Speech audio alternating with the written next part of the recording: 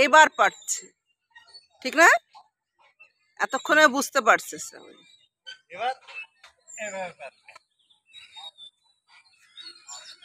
বেশি